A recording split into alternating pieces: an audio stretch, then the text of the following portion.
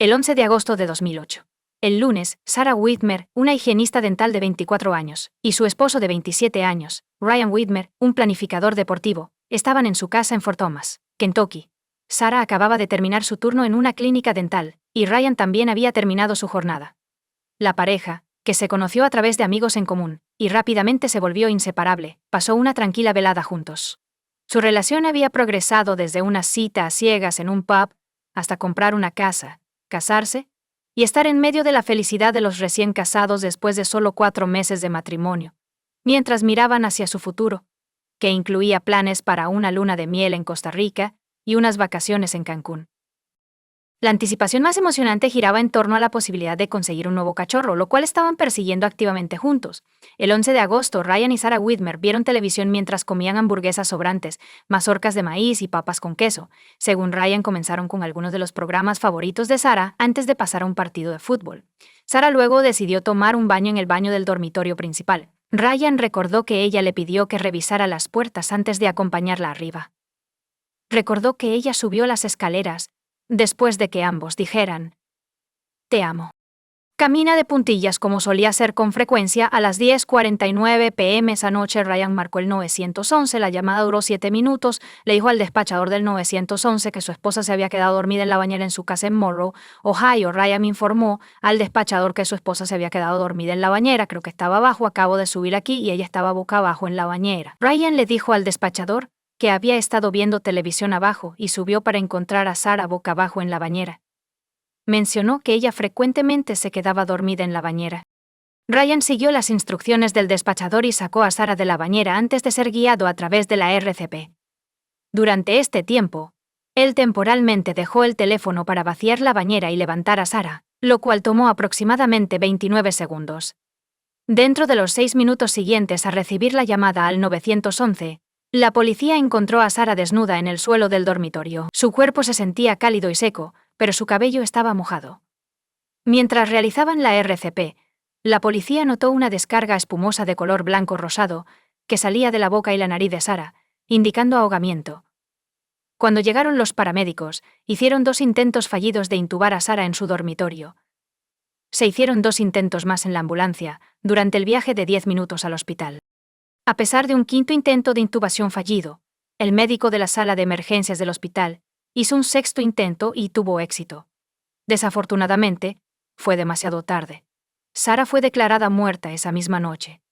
Cuando fue interrogado en el hospital, Ryan le dijo a la policía que él y Sarah estaban solos en casa esa noche. Mencionó que estaba viendo un partido de fútbol en la televisión de abajo mientras Sarah se estaba bañando alrededor de las 10 p.m. y expresó su preocupación a la policía de que temía que ella se quedara dormida en la bañera. Cuando le preguntaron si Sarah se había quedado dormida en la bañera, Ryan dijo que no, pero que sí tenía la costumbre de quedarse dormida en lugares inusuales. A pesar de la afirmación de Ryan a la policía de que encontró a Sarah en la bañera y asumió que se había quedado dormida, las autoridades se mostraron sospechosas. Cuando llegaron a la casa, notaron que la piel de Sarah estaba seca, pero su cabello estaba mojado. Los detectives notaron inconsistencias en el relato de Ryan, particularmente durante la llamada al 911, cuando describió encontrar a Sarah boca abajo en la bañera. Había preocupaciones sobre una posible contradicción porque creían que Ryan le dijo a la enfermera en el hospital que la encontró boca arriba. Durante la búsqueda en la residencia de los Grandes Espejos, las fuerzas del orden descubrieron varias discrepancias que generaron más preocupaciones. El suelo del baño, la alfombra del baño y la toalla en el suelo estaban todos secos. La bañera estaba mayormente seca, con solo unas pocas gotas visibles cerca del desagüe. Notablemente, no se encontraron toallas mojadas en la casa. La policía descubrió inconsistencias adicionales en el relato de Ryan. Ryan les había dicho inicialmente que estaba viendo un partido de fútbol de los Cincinnati Bengals en la televisión de abajo, mientras Sarah se bañaba. Sin embargo, al inspeccionar, el televisor de abajo no estaba sintonizado en ese canal. En cambio, el televisor del dormitorio estaba sintonizado en el canal especificado. La policía también descubrió manchas de sangre en la alfombra del dormitorio, donde Sarah había sido encontrada tendida en el suelo cuando llegaron. Estos hallazgos levantaron sospechas y se sumaron a la creciente lista de inconsistencias en el relato de Ryan sobre lo que sucedió esa noche. El doctor Russell Updegrove, el forense del condado de Warren, realizó la autopsia a Sarah, y sus hallazgos revelaron que la causa de su muerte fue ahogamiento. Cabe destacar que durante el examen se documentaron varias lesiones físicas, incluyendo hematomas leves en el lado derecho de su frente, una hemorragia específica en la superficie interna de su párpado, hematomas en el lado izquierdo de su cuello, una contusión en la parte posterior de su cuello y una abrasión en su axila izquierda, así como hematomas y laceraciones en su labio superior. Sarah tenía hemorragias musculares profundas en la parte frontal de su cuello, así como contusiones en el cuero cabelludo. El Dr. Updegrove determinó que la muerte de Sarah fue el resultado de un homicidio. Él declaró que la lesión de Sarah ocurrió antes de su muerte y no era consistente con las lesiones comúnmente asociadas con la RCP. Los informes de toxicología confirmaron la ausencia de sustancias prohibidas y alcohol en el sistema. Ryan fue arrestado por asesinato agravado el 13 de agosto de 2008, solo 2 días después de que Sarah muriera. Era el caso de la fiscalía que Sarah murió como resultado de ahogamiento. Su argumento era que la causa de la muerte de Sarah era menos importante que cómo murió. ¿Cómo se ahogó? La fiscalía afirmó que la llamada al 911, la escena del crimen y las lesiones de Sarah apuntaban a Ryan como el perpetrador de su muerte. Su argumento giraba en torno a la afirmación de que él había mantenido a la fuerza bajo el agua, provocando que se ahogara en la bañera. Durante la investigación, la policía examinó la bañera en busca de huellas dactilares y descubrió marcas de rayas que se cree fueron causadas por manos humanas, principalmente en el centro de la bañera.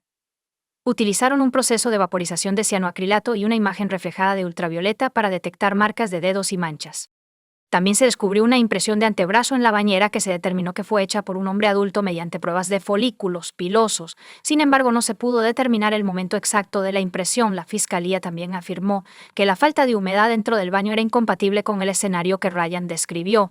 Si Sarah se hubiera ahogado y Ryan lo hubiera sacado de la bañera, el suelo y otros objetos del baño habrían estado empapados. Enfatizan al jurado que el cuerpo de Sarah estaba seco cuando la policía llegó minutos después de que Ryan llamara al 911. La fiscalía citó detalles de la llamada al 911, afirmando que Ryan había revelado demasiada información y estaba orquestando la llamada, lo que implicaba premeditación. La fiscalía le dijo al jurado que una confrontación violenta tuvo lugar en la casa de los Whitmer esa fatídica noche. Aunque se desconocían las razones, trajeron a un testigo experto que testificó que era extremadamente improbable quedarse dormido y ahogarse en una bañera sin el uso de sustancias prohibidas o alcohol. Según este testimonio, la sensación del agua en la cara o la activación del reflejo nauseoso generalmente despertarían a una persona, y si eso no funcionara, una disminución en los niveles de oxígeno haría el truco.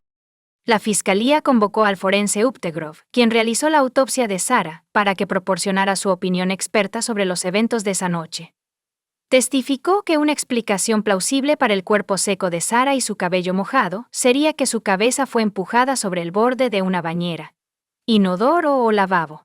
Este acto podría haber ocurrido hacia adelante o hacia atrás en agua corriente o sumergido en agua completa. La afirmación central de la acusación fue que Ryan sostuvo intencionadamente la cabeza de Sarah bajo el agua hasta que se ahogó y argumentaron que debería ser declarado culpable de su asesinato. En respuesta, la defensa argumentó que no había suficiente evidencia para respaldar la afirmación de Ryan de haber matado a Sarah. Enfatizaron el aparente amor de la pareja y argumentaron que Ryan no tenía un motivo discernible para hacerle daño a Sarah. Según la defensa, quienes conocían a Ryan nunca lo habían visto enojado ni alzando la voz. Los amigos de la pareja atestiguaron su felicidad y compartieron la creencia de que estaban planeando un futuro brillante juntos. Para reforzar su caso, la defensa realizó su propia autopsia, presumiblemente para desafiar o proporcionar un punto de vista alternativo a los hallazgos presentados por los testigos de la acusación, particularmente el forense Updegrove. El Dr. Werner Spitz, quien había sido contratado por la defensa, realizó una segunda autopsia el 15 de agosto de 2008, 2 días después de la primera. Aunque estuvo de acuerdo con la conclusión de que la causa de la muerte de Sarah fue ahogamiento, el Dr. Spitz expresó una opinión diferente sobre la manera de la muerte, diciendo que él la habría considerado indeterminada. Vio varias lesiones en su cuello, brazos cerca del pliegue del codo, labio superior, nuca, cuero cabelludo, un desgarro en su hígado y hemorragia en el cuello. El Dr. Spitz no pudo determinar de manera definitiva si estas lesiones fueron el resultado de la RCP. Como resultado, declaró que no consideraría su muerte un homicidio. La defensa argumentó que si hubiera habido una alteración violenta, como afirmaba la acusación, habría habido evidencia de ello. Notablemente se encontró que las uñas de Ryan y Sarah no estaban rotas ni astillados y no presentaban ninguna herida. La defensa también destacó la presencia de ADN femenino encontrado bajo las uñas de Sarah sin que se haya identificado coincidencia. Sostuvieron que las lesiones de Sarah fueron probablemente el resultado de la reanimación cardiopulmonar prolongada y los múltiples intentos de intubación realizados esa noche, tanto dentro de la casa como en la ambulancia estacionada fuera de la casa durante el transporte al hospital. Y en el mismo hospital, la defensa postuló la teoría de que algo médico, como una convulsión o una afección cardíaca, podría haber sido la causa subyacente de la muerte de Sarah. También explicaron la aparentemente contradictoria evidencia del cuerpo seco de Sarah y el cabello mojado, afirmando que la piel se seca más rápidamente que el cabello. En el primer juicio, el jurado declaró a Ryan no culpable de asesinato agravado, pero lo condenó por asesinato. Sin embargo, unos meses después, se ordenó un nuevo juicio en respuesta a las preocupaciones de la defensa. Se descubrió que algunos jurados habían realizado sus propias pruebas sobre cuánto tiempo tardaban en secarse después de tomar un baño, lo que podría haber influido en su interpretación de las pruebas. El segundo juicio de Ryan fue en mayo de 2010, sin embargo el jurado no pudo llegar a una decisión, lo que llevó a la declaración de un juicio nulo. El tercer juicio de Ryan comenzó en enero de 2011, con pruebas adicionales introducidas en los procedimientos legales. La defensa intentó establecer un caso de que Sarah tenía una condición cardiovascular o neurológica no revelada que le causó perder el conocimiento y ahogarse en la bañera. Para respaldar esta afirmación, presentaron el testimonio de varios expertos médicos que sugirieron la posibilidad de un problema médico subyacente. Sin embargo, el Estado contrarrestó estas afirmaciones trayendo a sus propios expertos médicos para desafiar y refutar las afirmaciones de la defensa. El testimonio de los compañeros de trabajo de Sarah reveló más sobre su salud y rutina diaria. Describieron a Sarah durmiendo en su coche antes de empezar a trabajar por las mañanas y saliendo a descansar durante sus pausas para el almuerzo. Los colegas también revelaron que sufría de alergias y tenía dolores de cabeza y de estómago. En al menos una ocasión, sus dolores de cabeza fueron lo suficientemente severos como para causarle visión borrosa, obligándola a retirarse a una habitación oscura hasta que los síntomas desaparecieron. El doctor Benjamin Mesmer, un dentista en la consulta de Sarah, subió al estrado y testificó que estuvo presente cuando ella murió. Recordó que ella se quejaba de un dolor de cabeza y de estómago ese día. El testimonio de los amigos de Sarah pintó un cuadro de su tendencia a quedarse dormida en lugares inesperados, como durante un juego o en medio de discusiones grupales. Una de sus amigas sospechaba que tenía narcolepsia, un trastorno del sueño caracterizado por somnolencia excesiva, parálisis del sueño, alucinaciones y en algunos casos cataplejía. En contraste, la madre de Sarah, Ruth, y Stewart testificaron para la acusación. Ella declaró que nunca había notado nada inusual en los hábitos de sueño de su hija. Sarah, sin embargo, sí experimentó dolores de cabeza. Ruth creía que eran el resultado de problemas sinusales. Según el testimonio de Ruth, habló con Sarah el día que murió cuando ella salía del trabajo, y Sarah no mencionó tener dolor de cabeza. Ruth declaró que no había antecedentes familiares de convulsiones, enfermedades cardíacas o problemas cardíacos.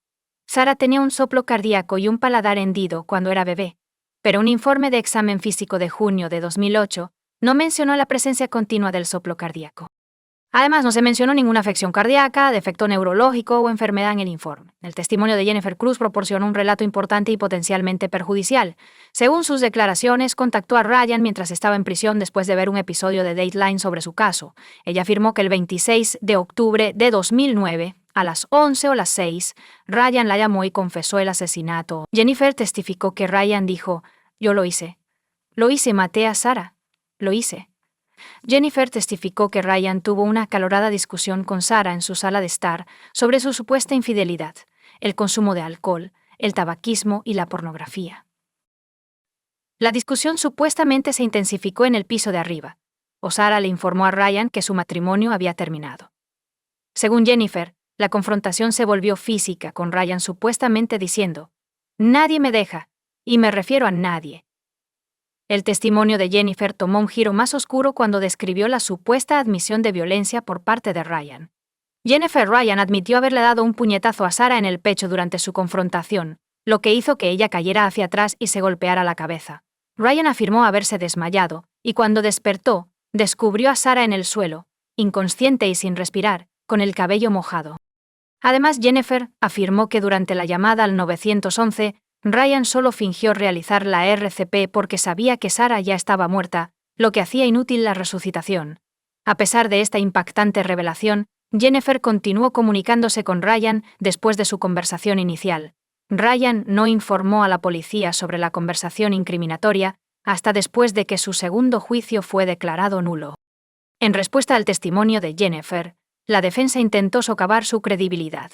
Presentaron pruebas de su anterior adicción a medicamentos recetados y condenas por robo menor, intentando sembrar dudas sobre la veracidad de sus declaraciones y motivaciones.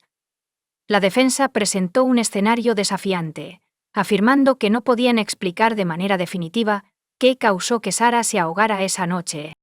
La defensa instó al jurado a considerar todos los hechos del caso, enfatizando que Ryan no tenía un motivo aparente para hacerle daño a Sarah. A pesar de estos argumentos, Ryan fue finalmente condenado por asesinato y sentenciado a 15 años de prisión a cadena perpetua. Curiosamente, uno de los jurados en el tercer juicio citó el comportamiento de Ryan en la corte como un factor principal en su veredicto de culpabilidad.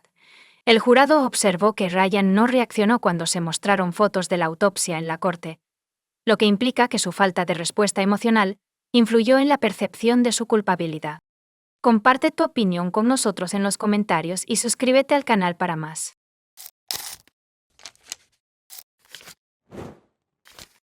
Hola chicos, bienvenidos a mi canal y hoy vamos a echar un vistazo a otro caso horrible con ustedes.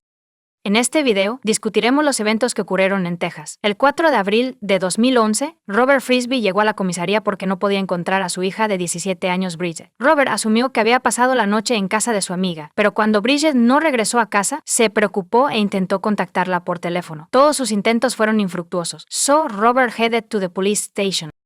Bridget nació el 17 de diciembre de 1993. No hay mucha información sobre su vida temprana, porque fue criada en un orfanato antes de ser adoptada por Catherine Randolph Frisby y Robert Frisby a los 18 meses de edad. Cuando mencione a Robert y Catherine, me referiré a ellos como el padre y la madre de Bridget, no como sus padres adoptivos. Bridget grew up to become a cheerful, energetic and inquisitive young woman. Disfrutaba de la poesía, la pintura y la equitación. Desafortunadamente, las dificultades que habían seguido a Bridget como una sombra desde su nacimiento no desaparecieron a medida que crecía. Catherine Frisby, la madre de Bridget, murió de una larga enfermedad cuando ella tenía 6 años. Su fallecimiento fue desgarrador tanto para Bridget como para su padre, Robert Frisby. Catherine murió a los 49 años. Robert tried everything to make his daughter happy. Tenían una relación cálida y de confianza. Pero Bridget estaba creciendo, y su lado rebelde comenzó a mostrarse. El 3 de abril de 2011, unos adolescentes que montaban motocicletas por el bosque en las afueras de Katy, Texas, notaron algo sospechoso en el suelo entre los árboles. Decidieron detenerse y observar más de cerca lo que habían visto. As they approached, they discovered a young woman lying on the ground. Estaba claramente muerta y llevaba allí bastante tiempo. Informaron el descubrimiento del cuerpo a la policía. Los policías que llegaron a la escena del crimen determinaron rápidamente que el lugar donde los adolescentes descubrieron a la joven era el sitio de su muerte. Pero no tenía ninguna identificación con ella. Los detectives no tenían idea de quién era ella ni de cómo había terminado en el bosque. Así, una de las principales responsabilidades de los detectives era identificar a la víctima. She seemed to be around 20 years old. Cuando el experto examinó el cuerpo, descubrió un orificio de entrada de bala en la parte posterior de la cabeza de la víctima. La bala atravesó de lado a lado, como lo demuestra la herida de salida en la frente. La policía descubrió un casquillo de pistola de 9 milímetros junto al cuerpo. En ese momento, el casquillo de bala era la única pista que se podía utilizar para resolver el caso. Cuando los investigadores examinaron la escena del crimen, descubrieron otro detalle sospechoso.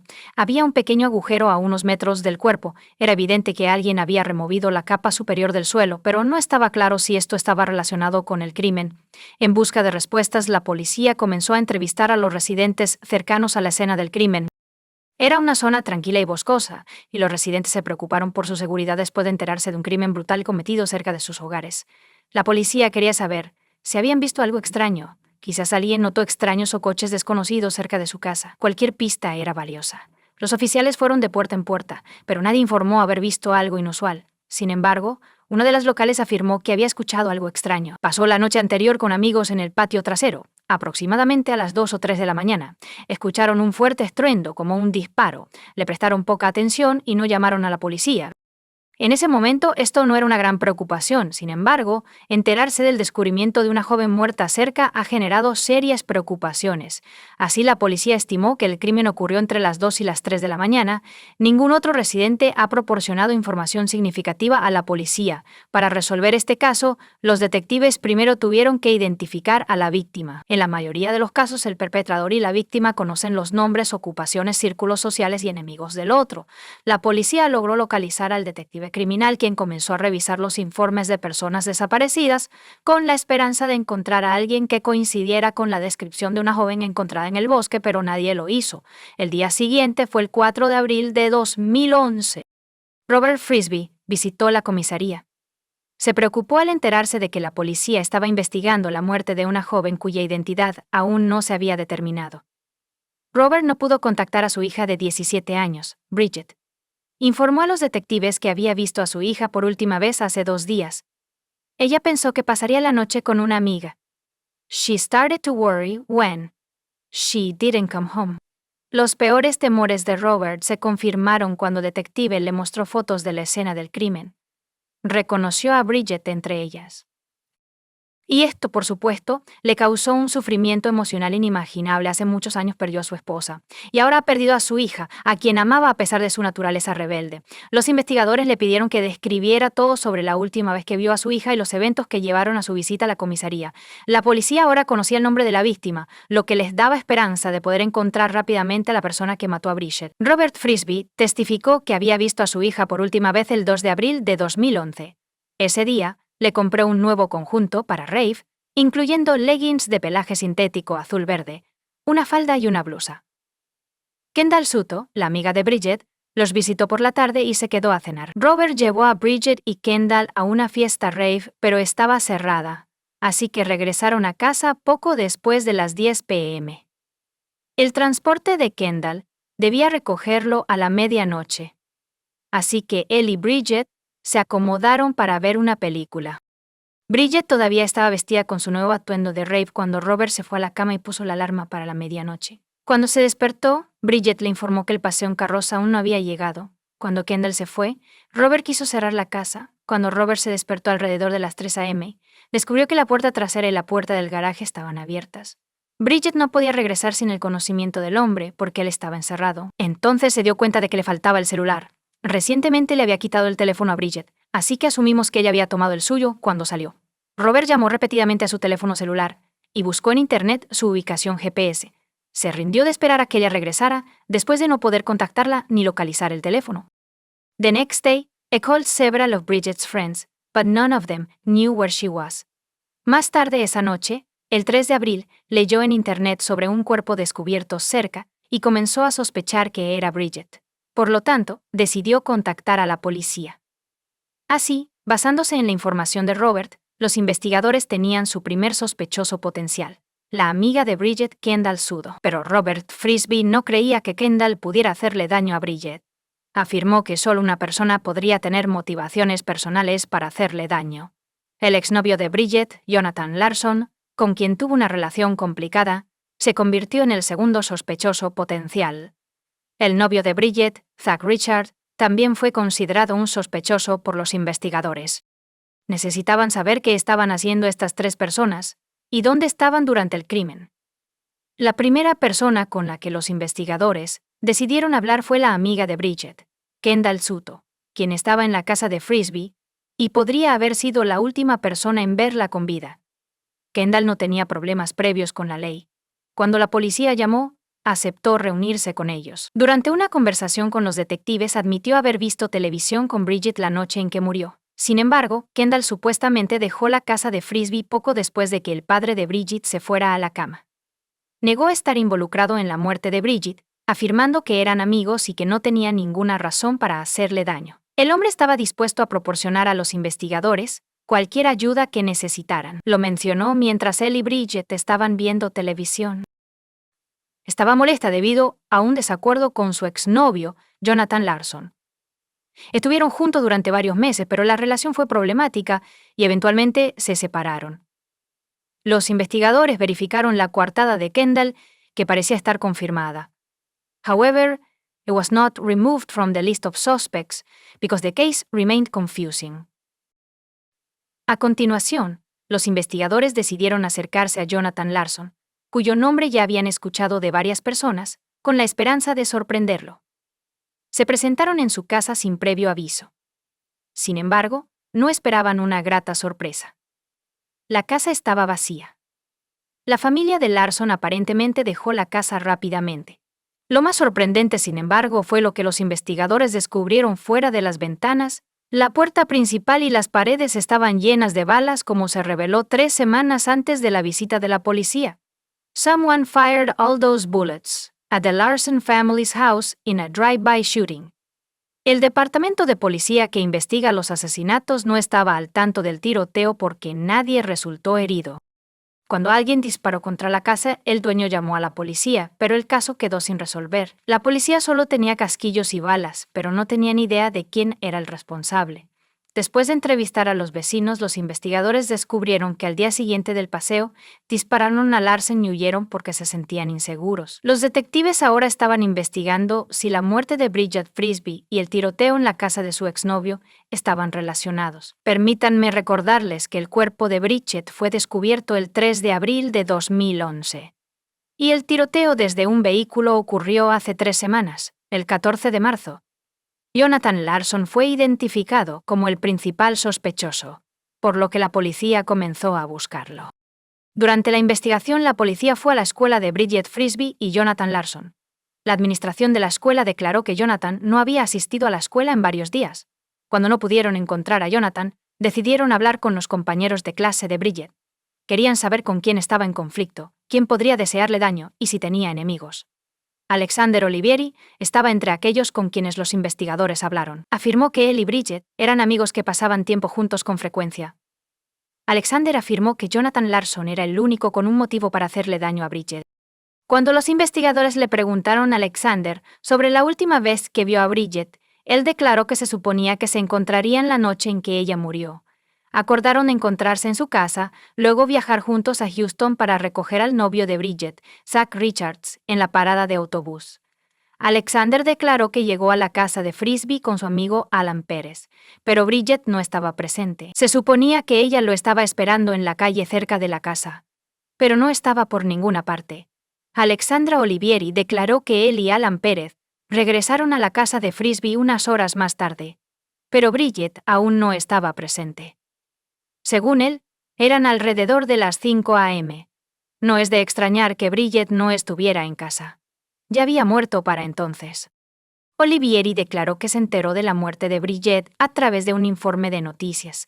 Después de visitar la escuela, los investigadores añadieron 2 nuevos nombres a su lista de posibles sospechosos, Alexander Olivieri y Alan Pérez. Sin embargo, la principal persona de interés en la investigación seguía siendo la misma, el exnovio de Bridget, Jonathan Larson.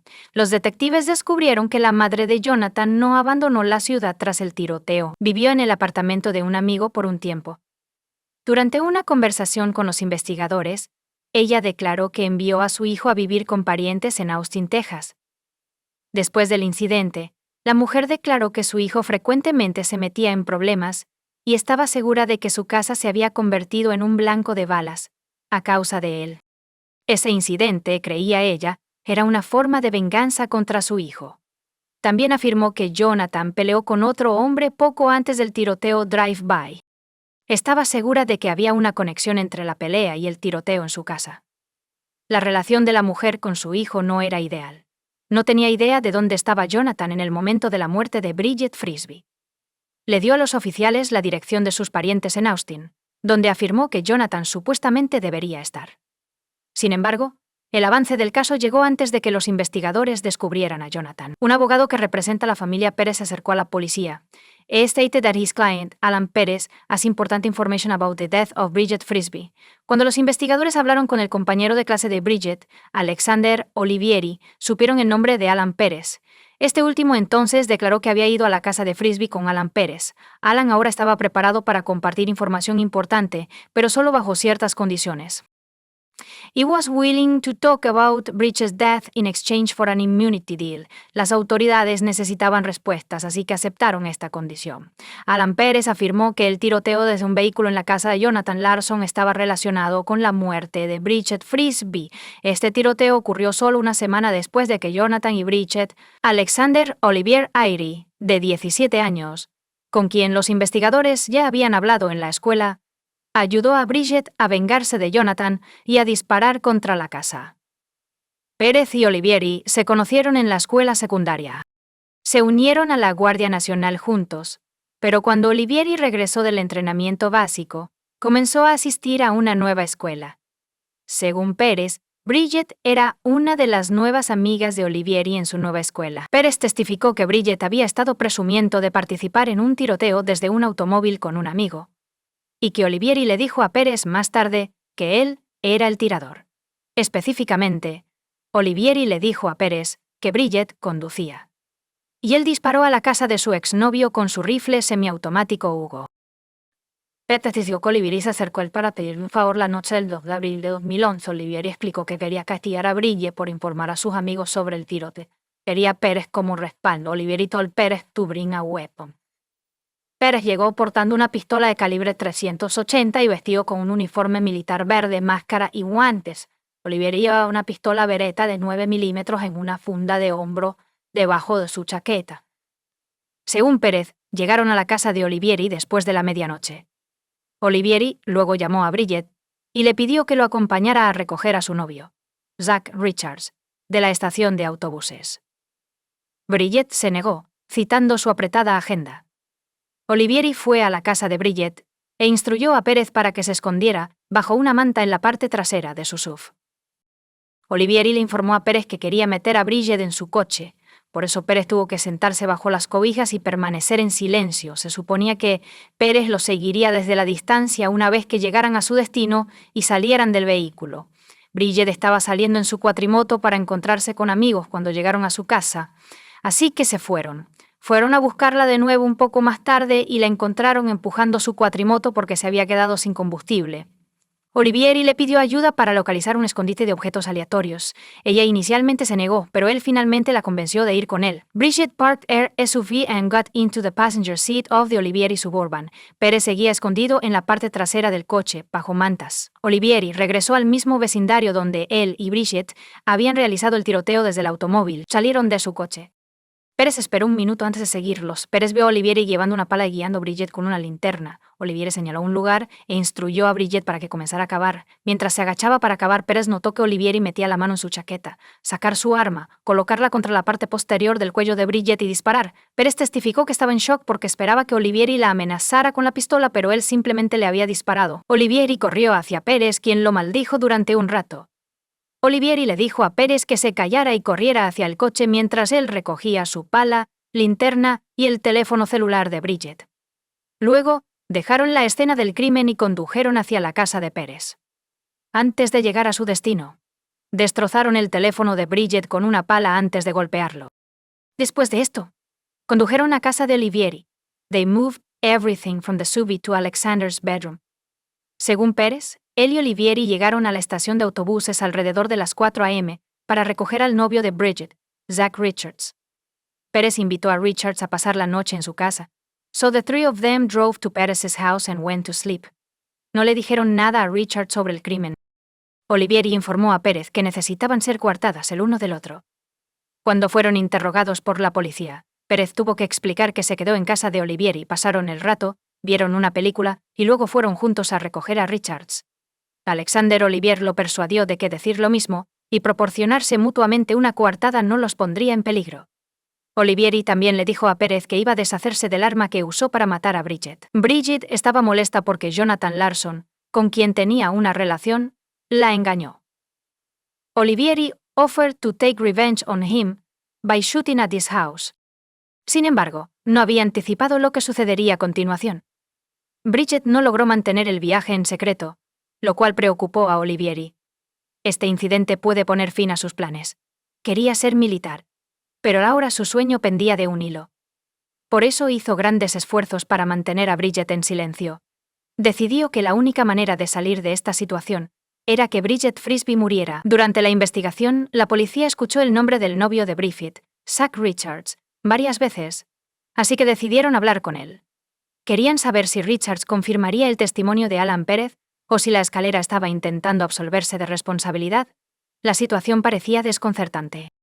El novio de Bridget Richards testificó que en marzo de 2011, Alexander Olivieri dijo que iba a ocuparse de algo. Agarró su AK-47 y se fue con Bridget en su coche. Más tarde, Olivieri le dijo a Richards que disparó a la casa del exnovio de Bridget desde su coche mientras pasaban. Olivieri le dijo a Richards que participó en el tiroteo desde el coche como un favor a Bridget y simplemente porque podía. Richards testificó que Bridget seguía presumiendo del tiroteo y Olivieri la confrontó y le dijo que dejara de contárselo a la gente. El 3 de abril de 2011, Olivieri acordó llevar a Bridget a la estación de autobuses de Houston para recoger a Richards alrededor de la 1 a.m. Cuando Olivieri no apareció, Richards tomó un viaje a Dennis y finalmente llamó a Olivieri alrededor de las 2:30 o 3 a.m. Olivieri le informó que estaba en casa pero que iría a recogerlo. Alexander finalmente llegó varias horas tarde y Pérez lo acompañó. Cuando Richards preguntó por Bridget Olivieri, él afirmó que intentó contactarla y visitó su casa, pero ella no estaba allí. Richards declaró que fue a la casa de Bridget después de dormir unas horas. Su padre respondió a la puerta y explicó que Bridget había estado fuera toda la noche y que no tenía idea de dónde estaba. Richards pasó los días siguientes intentando localizarla a través de amigos antes de enterarse del descubrimiento de su cuerpo. Richards les dijo a los investigadores que había visitado previamente el bosque, que ahora se ha convertido en una escena del crimen, con Bridget y Olivieri. Según él, Olivieri conocía bien esta zona, y no era inusual que llevara un arma en todo momento. Así, todo apuntaba a que Alexander Olivieri era responsable de la muerte de Bridget Frisbee. 4 días después de su muerte, la policía emitió una orden de arresto para Olivieri. Dado que el sospechoso poseía una variedad de armas y era competente en su uso, la policía solicitó la asistencia de equipos SWAT para detenerlo. Después de que el equipo de vigilancia confirmara que Alexander Olivieri estaba en casa, el equipo SWAT comenzó su trabajo. Afortunadamente, no tuvieron que usar armas, y Olivier se rindió sin resistencia. He was calm and unemocional. Entendía por qué fue arrestado, pero negó tener cualquier implicación en la muerte de Bridget Frisbee. El padre de Alexander, Samuel Olivieri, aceptó una búsqueda de la casa y el coche. La policía no descubrió ni el AK-47 ni la Beretta, pero sí encontraron un manual de instrucciones para una pistola Beretta de 9 milímetros. Coincidía con el casquillo descubierto en la escena del crimen. En Olivier Berry, la policía descubrió una manta, una pala, un rifle y casquillos de escopeta, así como muestras de evidencia de rastros como fibras del asiento del pasajero y del piso. Ballistics tests revealed that the shell casing from the SUV matched the one recovered during the shooting at the Larson home. Las fibras levantadas del asiento del pasajero del coche coincidían con el nuevo atuendo de piel sintética de rave de Bridget, que ella llevaba puesto cuando su padre la vio por última vez la noche del 2 de abril. Durante su juicio, Alexander Olivieri afirmó que no vio a Bridget la noche en que fue asesinada. La defensa de Olivieri Aries afirmó que las fibras descubiertas en el coche de su cliente coincidían con las fibras del nuevo atuendo rave de Bridget, y que llegaron allí unas semanas antes de su muerte.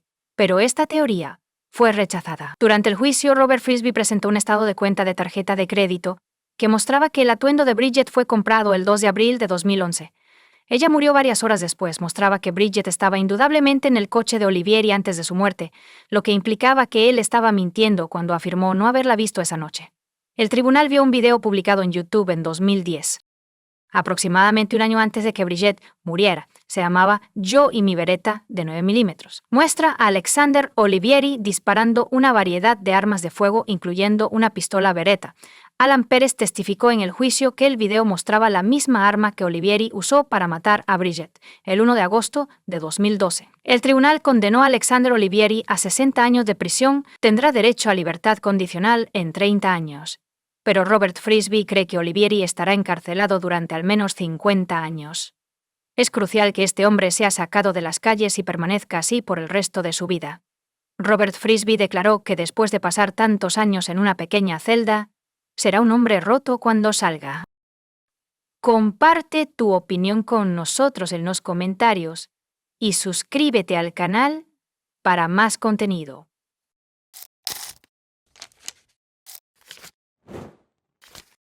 Hola chicos, bienvenidos a mi canal y hoy vamos a echar un vistazo a otro caso horrible con ustedes. Hoy veremos lo que sucedió en San Antonio, Texas, en 2007. Amber Belken, de 25 años, trabajaba en una tienda de videojuegos el 29 de enero de 2007. Cuando el gerente llegó para revisarla, descubrió que estaba muerta en la parte trasera de la tienda después de que no pudo abrir a tiempo. A las autoridades les tomó más de un año aprehender al sospechoso. Amber Marie Belken nació el 6 de diciembre de 1981 en San Antonio. Era la única hija en su familia. Sus padres la describían como extremadamente enérgica, ambiciosa y responsable. Amber había sido gerente en una tienda de videojuegos durante casi 3 años. Y el 29 de enero tenía otro turno. La tienda estaba programada para abrir a las 10 a.m., pero ella siempre llegaba al trabajo alrededor de las 9 a.m. Antes de abrir la tienda, ella sacaba el dinero de la caja fuerte del día anterior y lo llevaba al banco de al lado. Se hacía para que no se acumularan grandes sumas de dinero en la tienda. Amber llegó al trabajo alrededor de las 9 a.m. en ese día de enero como lo hacía todos los días. La tienda en la que trabajaba formaba parte de una gran cadena internacional. Sin embargo, Amber no abrió la tienda a las 10 a.m. ese día, como se descubrió más tarde. Alrededor del mediodía, el gerente regional contactó al gerente de otra tienda en San Antonio y le pidió que se diera una vuelta para averiguar por qué Amber no había depositado el dinero, y la tienda seguía cerrada. Amber tampoco respondió a las llamadas telefónicas, lo que generó sospechas y preocupación. El empleado que fue a revisar a Amber se llama Mariano Rivera. Después de llegar al lugar notó un coche blanco similar al de Amber. La entrada de la tienda estaba cerrada y no podía ver a nadie a través de las ventanas de vidrio. Llamó a la puerta varias veces, pero nadie salió. Así que se fue. Regresó unas 2 horas más tarde para echar otro vistazo. Mirando a través de las ventanas de la tienda, Rivera vio al asistente de Amber, Brandon. Llamó a la puerta y Brandon lo dejó entrar. Rivera le preguntó a Brandon si había visto a Amber y él dijo que no. Dijo que acababa de llegar y notó algo extraño en la tienda. Había algunos CDs de dinero y documentos relacionados con el trabajo en el suelo. Rivera entró en la habitación trasera y hizo un descubrimiento espantoso. El cuerpo sin vida de Amber yacía en el suelo boca abajo con una bolsa de plástico sobre su cabeza. Más tarde los expertos forenses determinarán que la causa de su muerte fue la estrangulación. Rivera marcó inmediatamente el 911, y pronto la policía acordonó la tienda. Los detectives descubrieron que Amber no entregó dinero al banco como lo haría cualquier otro día. Sin embargo, la caja fuerte en la tienda estaba vacía, lo que implica que hubo un robo que salió mal. Es posible que el ladrón se encontrara con Amber y decidiera eliminarla como testigo. El horario de Amber indicaba que el crimen ocurrió entre las 9 y las 10 de la mañana. Desafortunadamente, no había cámaras de vigilancia en la tienda, lo que podría haber ayudado enormemente a la investigación, así que la policía tuvo que buscar pistas alternativas. Primero, los detectives interrogaron a Mariano Rivera y Brandon Bale, quienes descubrieron el cuerpo, describieron cómo y en qué circunstancias llegaron a la tienda y descubrieron la muerte de Amber. Según la gerencia de la tienda, faltaban aproximadamente $2,000 de la caja fuerte, junto con algunos CDs de videojuegos y 3 o 4 consolas de PlayStation. El total de los daños en la tienda ascendió a $6,000. La policía interrogó a los empleados de los negocios vecinos a la tienda, pero no obtuvieron los resultados deseados. Nadie había visto ni oído nada. Mientras la policía estaba ocupada en la escena del crimen, la noticia se esparció por todo San Antonio, y los representantes de los medios de comunicación se agolpaban en el estacionamiento frente a la tienda. El padre de Amber, Randy Belken, se enteró del incidente por las noticias. Cuando vio la dirección de la tienda donde ocurrió el crimen, se subió inmediatamente a su coche y condujo hasta allí. Cuando llegó, habló con un detective, quien desafortunadamente le informó que la víctima del crimen era su hija. Este evento dividió la vida de Randy en 2 partes, antes y después. Pronto, la madre de Amber, la Elia, llegó a la tienda. Mirando a los ojos de su esposo, se dio cuenta de que su único hijo ya no estaba con ellos. Después de examinar la escena del crimen, los detectives concluyeron que el criminal salió de la tienda por la puerta trasera, por lo que nadie lo vio. Sin embargo, la conclusión principal fue que el criminal estaba familiarizado con el horario de la tienda. Sabía que el dinero se entregaba al banco entre las 9 y las 10 de la mañana. También sabía que no había cámaras de vigilancia en esta tienda. Esto es algo que solo un ex empleado o un empleado actual de la empresa sabría. La primera persona seriamente sospechada de estar involucrada en el crimen fue el asistente de Amber, Brandon Beal. Estaba íntimamente familiarizado con las operaciones de la tienda, y ya estaba dentro cuando un gerente de otra ubicación llegó para verificar la salud de Amber. Cuando Brandon llegó al trabajo, sabía que la tienda debería haber estado abierta unas horas antes, pero aún estaba cerrada. A pesar de esto, abrió la puerta con su llave, entró y luego la cerró con llave. Notó signos de lucha dentro, pero por alguna razón, no entró en la habitación trasera para ver si Amber estaba presente.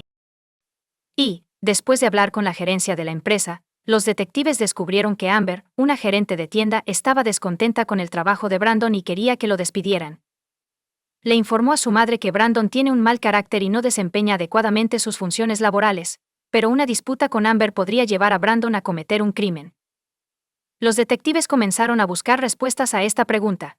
El oficial registró el coche y la casa de Brandon después de recibir una orden de registro, con la esperanza de localizar los CDs y las consolas de PlayStation robadas de la tienda. Sin embargo, no se descubrió ninguno de los anteriores. Durante el interrogatorio, Brandon declaró que llegó a la tienda alrededor de las 2 p.m. Se sorprendió de que la tienda todavía estuviera cerrada. Dijo que abrió la puerta con su llave porque no pensaba que Amber estuviera dentro. Veo el desastre. Él creía que la tienda había sido robada. El gerente de otra ubicación llegó solo unos minutos después. Brandon también admitió que no estaba al tanto del deseo de Amber de despedirlo, pero reconoció que frecuentemente discrepaban en ciertos temas. Su novia y sus padres confirmaron su coartada para la mañana en que ocurrió el crimen. Cuando pasó el detector de mentiras, fue eliminado de la lista de sospechosos. Amber murió hace casi un mes, y la policía aún no tenía nuevas pistas. Los detectives temían que el caso quedara sin resolver. Los padres de Amber utilizaron las redes sociales para comunicarse con el público, solicitando que cualquier persona con información sobre el incidente la reportara. Se ofreció una recompensa de $100 con 0 centavos por información que condujera al arresto. El empleador de Amber proporcionó 95 de ellos, y se distribuyeron volantes con su imagen por todo San Antonio. A pesar de esto, no se logró ningún progreso durante los siguientes 7 meses. Hasta que un día, una comisaría recibió una llamada crucial. El hombre que llamó se identificó como Joe, e informó al detective a cargo del caso de Amber que sabía quién era el responsable de su muerte. Joe, quien sea, le dijo al detective que Amber fue estrangulada por Giovanni Rivera, de 22 años. Cuando el detective preguntó por qué, él respondió que lo pensaba. Joe respondió que él y Giovanni trabajaron anteriormente para la misma empresa que Amber. Giovanni lo llamó el día del crimen y le preguntó si quería participar en un robo. La tienda no fue elegida al azar. Giovanni quería robar la tienda donde trabajaba Amber porque no tenía cámaras de vigilancia. El detective le preguntó a Joe si aceptó la oferta de Giovanni y participó en el robo, a lo cual Joe respondió negativamente. Si todo lo dicho es cierto, la suposición inicial de la policía de que el crimen fue cometido por alguien que conocía bien el horario de la tienda fue correcta.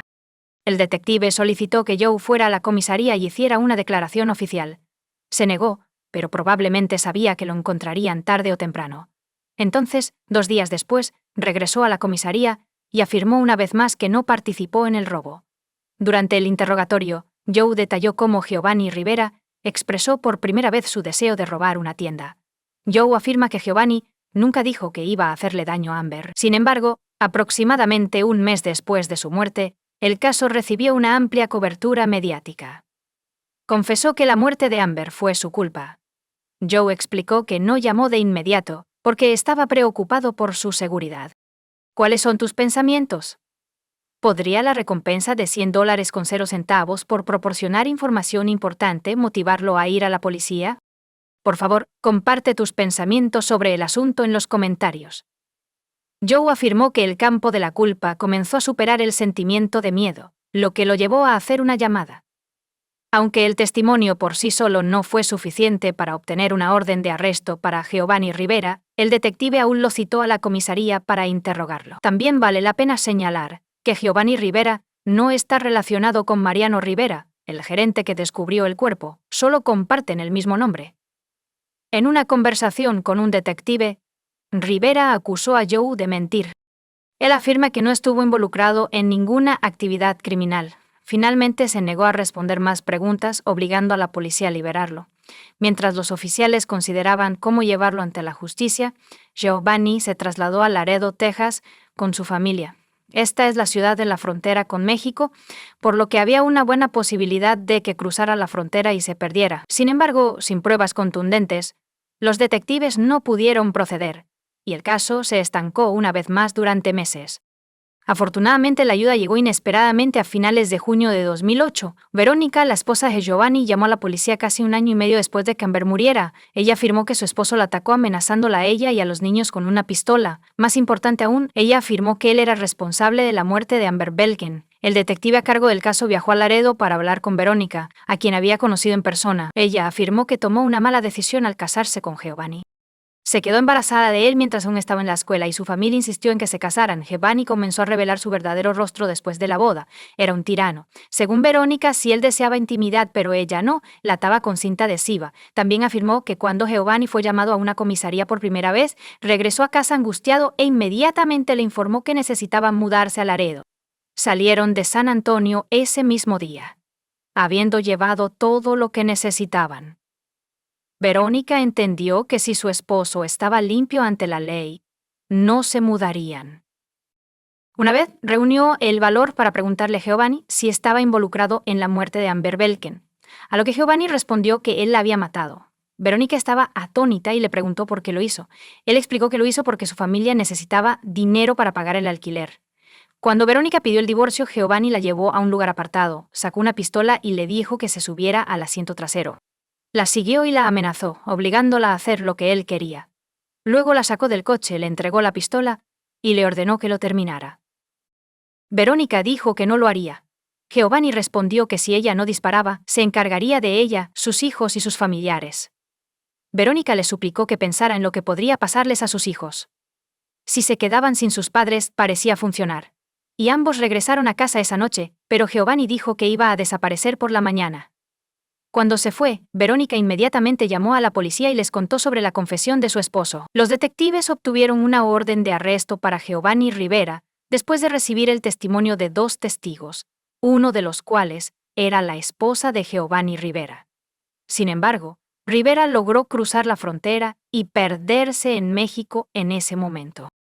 Pasaron otras 6 semanas antes de que fuera descubierto arrestado en la casa de un familiar. Las autoridades de México acordaron su extradición a los Estados Unidos con la condición de que los fiscales no pidan la pena de muerte para él. Se acordaron esos términos. Después de que se completaron todos los documentos, se le delegó a Giovanni Rivera la autoridad en los Estados Unidos. Los padres de Amber se sintieron aliviados de que su arresto resultara en justicia por la muerte de su hija. El 7 de agosto de 2008, Rivera fue interrogado. En contraste con la conversación anterior, los oficiales escucharon el testimonio de su esposa. Al ser informado de esto, admitió todo. Declaró que tan pronto como Amber abrió la puerta de la tienda, la siguió, usando guantes y una máscara. Amber lo reconoció, lo cual lo sorprendió mucho. Le dijo que estaba teniendo problemas financieros y que necesitaba dinero desesperadamente, y la obligó a abrir la caja fuerte. Amber intentó alcanzar el teléfono en un momento dado, y él tuvo que atarle las manos con cinta adhesiva. Ella entró en pánico y comenzó a gritar. Según Rivera, le puso la mano sobre la boca y le pidió que se quedara en silencio. Amber intentó liberarse, pero él se dio cuenta de que había llegado al punto de no retorno. Tomó una bolsa de plástico cercana y le cortó el oxígeno. Ella dejó de respirar, se llevó el dinero, algunos CDs y algunas consolas de PlayStation antes de alejarse en su coche, que estaba estacionado detrás de la tienda. El abogado de Rivera comenzó a negociar un acuerdo de culpabilidad. La oficina del fiscal del distrito tardó casi 1 año y medio en aceptar este acuerdo, que excluía una cadena perpetua sin posibilidad de libertad condicional. Dado los riesgos de un juicio conjurado y el hecho de que las apelaciones pueden tardar años en ser escuchadas, los fiscales concluyeron que el acuerdo de culpabilidad era el mejor resultado posible para la familia Belkin. Giovanni Rivera recibe una sentencia a cadena perpetua como resultado del acuerdo en abril de 2010. Deberá cumplir 30 años de prisión antes de poder solicitar la libertad condicional. Amber les ha prometido a sus familiares y amigos que harán todo lo posible para asegurarse de que él nunca salga libre. Las autoridades no dijeron si alguien recibió la recompensa de $100,000 con 0 centavos ofrecida por ayudar en la búsqueda del perpetrador. Comparte tu opinión con nosotros en los comentarios y suscríbete al canal para más.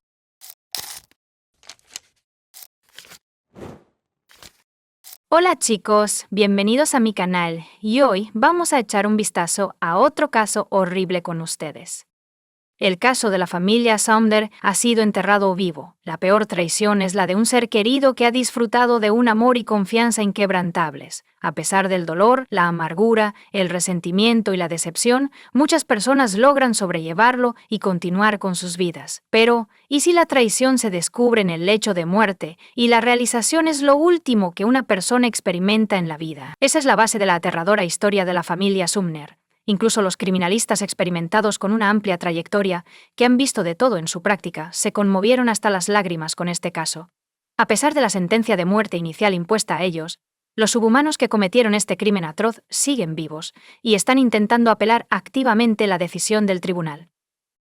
Pero empecemos desde el principio y tratar de averiguar cómo una joven a quien los cónyuges, Sumner, amaban y cuidaban como si fuera su propia hija, decidió tratarlos de manera tan brutal. Carol Alfred nació y creció en Charleston, Carolina del Sur, y James, su amor de la secundaria, es simplemente Reggie Sumner. Compartían la misma edad, se conocían desde la infancia, asistían a la misma escuela y estaban en el mismo grado. Su amistad y afecto infantil se convirtieron gradualmente en simpatía. Los escolares no se dieron cuenta de lo cerca que se estaban volviendo. En 1959, cuando los adolescentes tenían 15 años, comenzaron una relación romántica. Y los amigos notaron lo hermosa y armoniosa que era su pareja, y más tarde en la vida, James y Carol guardaron fotos conjuntas de ellos mismos cuando eran jóvenes, felices, y con el futuro por delante como si estuvieran esperando una vida larga y feliz. Para los dos. Era la primera vez en sus vidas que sus emociones eran intensas y mutuas. Los jóvenes eran prácticamente inseparables tanto en la escuela como fuera de ella, y consideraban seriamente casarse tan pronto como cumplieran 18 años.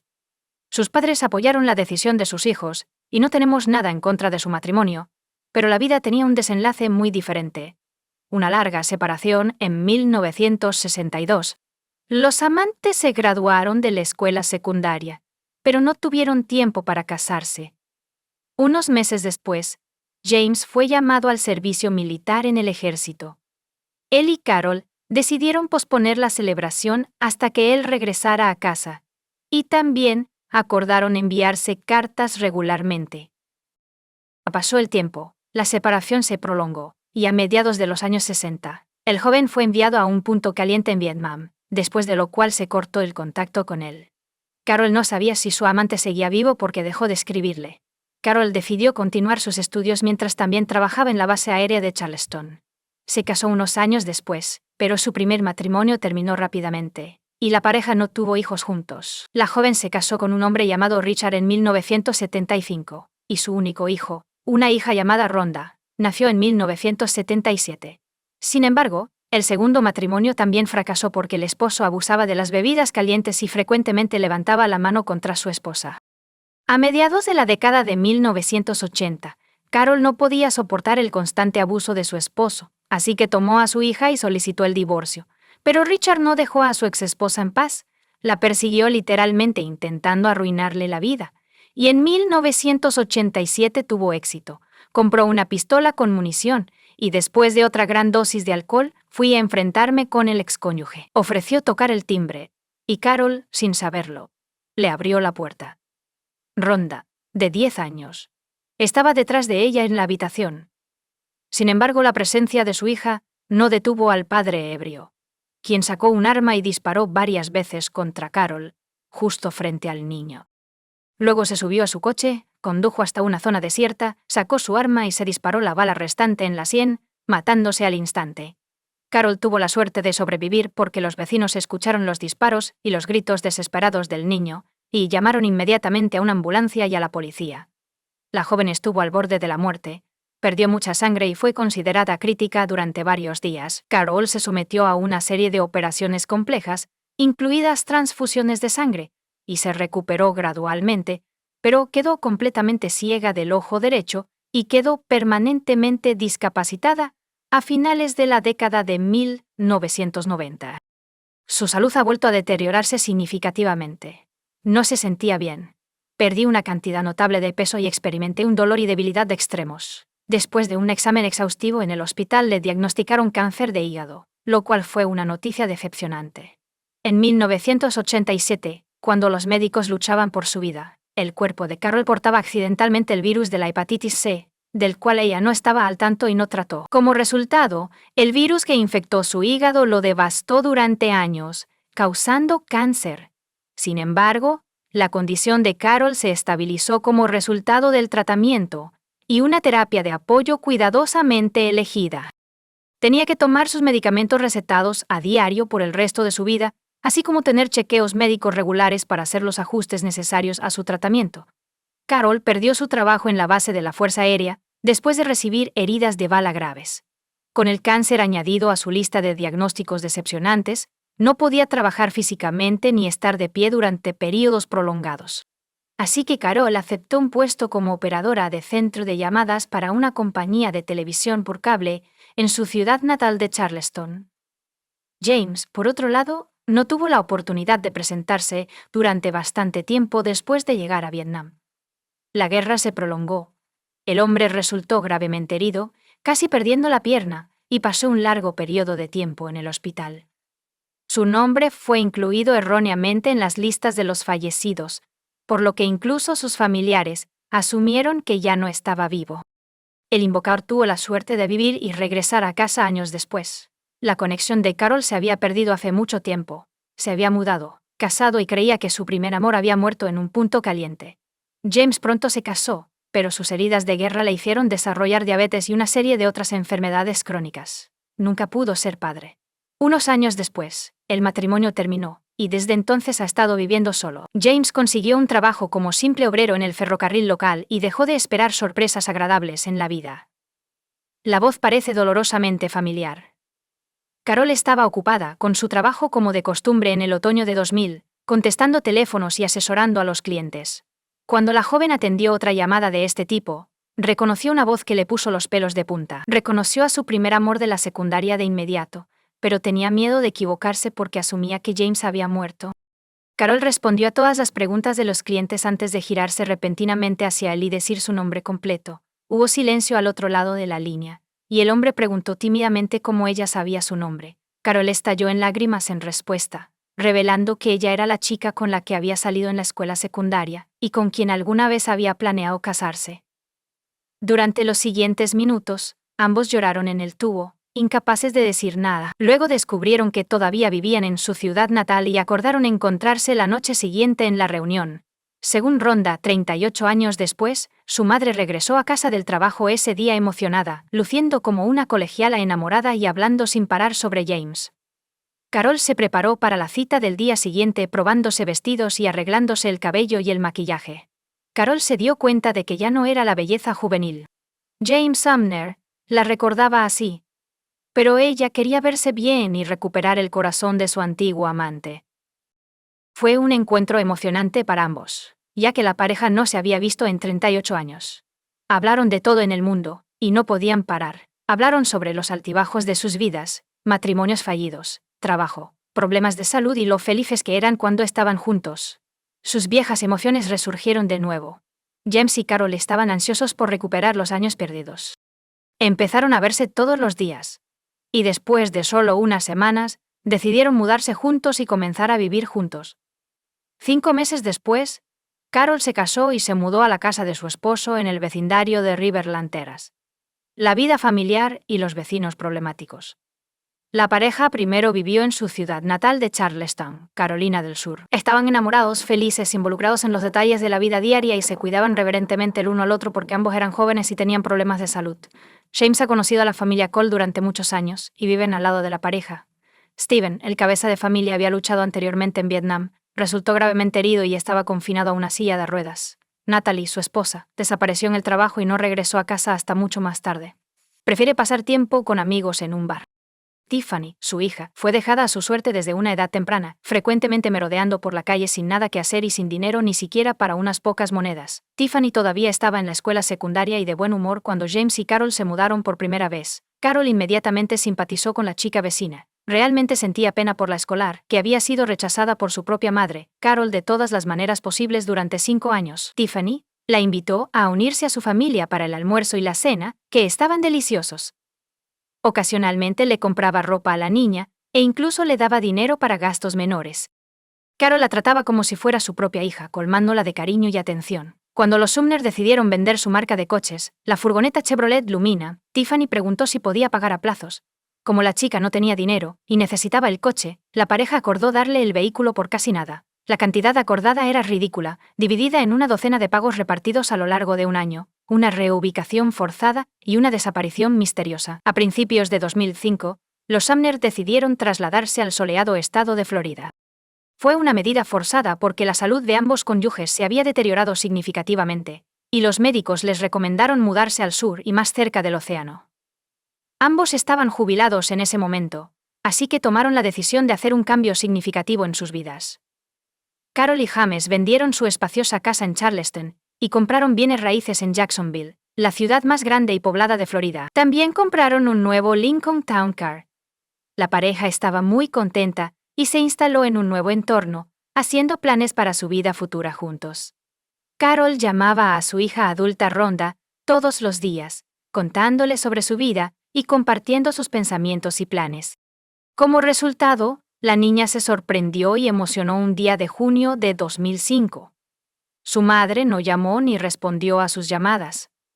Al principio, Rhonda apartó los pensamientos negativos y esperó que todo estuviera bien con su madre y su esposo y que la llamaran pronto. Sin embargo, al día siguiente, la situación seguía sin cambios. Rhonda llamaba a su madre al celular de James cada media hora, pero los teléfonos ya no funcionaban, y el contestador de su teléfono en casa sonaba, pero todos los mensajes quedaban sin respuesta.